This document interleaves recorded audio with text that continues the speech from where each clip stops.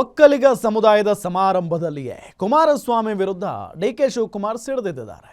ನಾನು ಕುಮಾರಸ್ವಾಮಿ ಬೆನ್ನಿಗೆ ನಿಂತರೂ ಸಹ ನನ್ನ ಬೆನ್ನಿಗೆ ನಮ್ಮ ಸಮುದಾಯದ ಜನ ಚೂರಿ ಹಾಕಿದ್ದಾರೆ ಅನ್ನೋ ಮೂಲಕ ಎಚ್ಡಿಕೆ ವಿರುದ್ಧ ಅಸಮಾಧಾನ ಹೊರಹಾಕಿದ್ದಾರೆ. ಇದಕ್ಕೆ ಜೆಡಿಎಸ್ ಪಕ್ಷ ಡಿಕೆಗೆ ತಿರುಗೇಟು ನೀಡಿದೆ. ಏನಿವರಿಬ್ಬರ ನಡುವಿನ ಜಗಳ ಅಂತೀರಾ? ಈ ಸ್ಟೋರಿ ನೋಡಿ.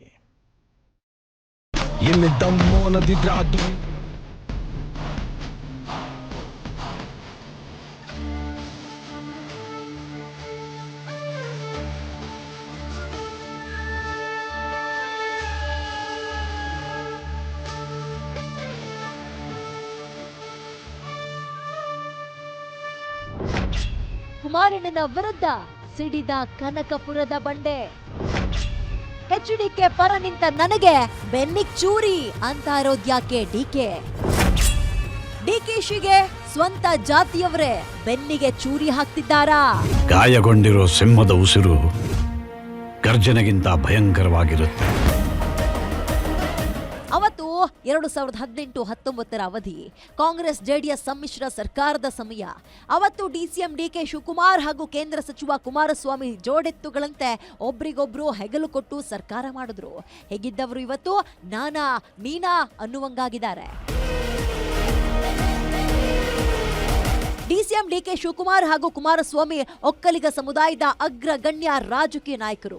ಈ ನಾಯಕರ ಮಧ್ಯ ಇದೀಗ ಬಹಿರಂಗವಾಗಿ ವಾರ್ ಶುರುವಾಗಿದೆ. ಡಿಕೆ ಹಾಗೂ ಎಚ್ಡಿಕೆ ವಿರುದ್ಧ ಬಡಿದಾಟ ಶುರುವಾಗಿದೆ. ನಿನ್ನೆ ಒಕ್ಕಲಿಗ ಸಮಾಜದ ಉದ್ಯಮಿ ಒಕ್ಕಲಿಗ ಎಕ್ಸ್ಪೋ 2026 ಸಮಾರಂಭದಲ್ಲಿ ಡಿಸಿಎಂ ಡಿಕೆ ಶಿವಕುಮಾರ್ ಹೊಸದೊಂದು ಬಾಂಬ್ ಸಿಡಿಸಿದ್ದಾರೆ. ನನ್ನ ಬಗ್ಗೆ ಬೇರೆಯವರಿಗಿಂತ ನಮ್ಮ ಸಮುದಾಯದ ಕೆಲವರೇ ನಮ್ಮವರೇ ಅಸೂಯೆ ಪಡ್ತಾ ಇದ್ದಾರೆ, ಹಿಂದೆಯಿಂದ ಮುಂದೆಯಿಂದ ಚಾಕು ಹಾಕ್ತಾ ಇದ್ದಾರೆ ಅಂತ ಪರೋಕ್ಷವಾಗಿ ಎಚ್ಡಿಕೆ ವಿರುದ್ಧ ಡಿಕೆ ಗುಡುಗಿದ್ದಾರೆ. ಆ ಬೆಂಗಳೂರಲ್ಲಿ ಇವ್ರ ಮುಂದೆ ಎಲ್ಲ ರಾಜಕಾರಣ ಮಾಡಿಕೊಂಡು ಇವಕ್ಕೆಲ್ಲ ಹೊಡೆದು ಏಟು ತಿಂದು ಮಾಡಿ ತಂದು ಇಲ್ಲಿ ಗಂಟ ಕೂತಿದ್ದೀನಿ. ಮುಂದಕ್ಕೆ ಏನ್ ಮಾಡ್ತಾರೆ ನಮ್ಮ ಪಾರ್ಟಿಯವರು ನನಗೆ ಆತ್ಮವಿಶ್ವಾಸ ಇದೆ. ತಲೆ ಕೆಡಿಸ್ಕೊಳ್ಳೋಕೆ ಹೋಗಬೇಡಿ. ಪ್ರಯತ್ನ ವಿಫಲ ಆಗ್ಬೋದು, ಪ್ರಾರ್ಥನೆ ವಿಫಲ ಆಗಕ್ಕೆ ಸಾಧ್ಯ ಇಲ್ಲ ಅಂತ ಕೂಡ ಒಂದು ಮಾತನ್ನ ಹೇಳಿದ್ದೀನಿ.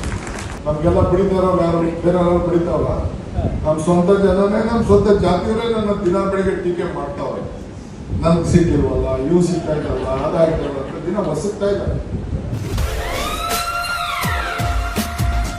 ಇನ್ನು ಮೊದಲ ಬಾರಿಗೆ ಡಿಸಿಎಂ ಡಿಕೆ ಶಿವಕುಮಾರ್ ನೇರವಾಗಿ ಕುಮಾರಸ್ವಾಮಿ ವಿರುದ್ಧ ಸಿಡಿದಿದ್ದಾರೆ.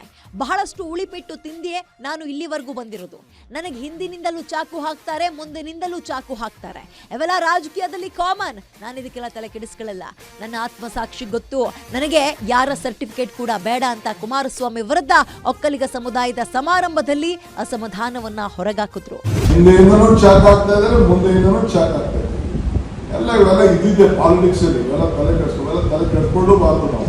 ಈಗ ಕುಮಾರಸ್ವಾಮಿ ಸಹಿತಪ್ಪ ಎಷ್ಟು ಪ್ರಾಮಾಣಿಕವಾಗಿ ದುಡಿದಿದ್ದೀನಿ ನನ್ನ ಆತ್ಮಸಾಕ್ಷಿ ಗೊತ್ತು. ಕುಮಾರಣ್ಣನೇ ಹೇಳ್ಬಿಟ್ರು, ನನ್ನ ಹಿಂದಕ್ಕಿಂತಲೇ ಬೆಂಚೂರಿ ಕೊಟ್ಟಿದ್ದ ಅಂತ ಹೇಳ್ಬಿಟ್ಟು.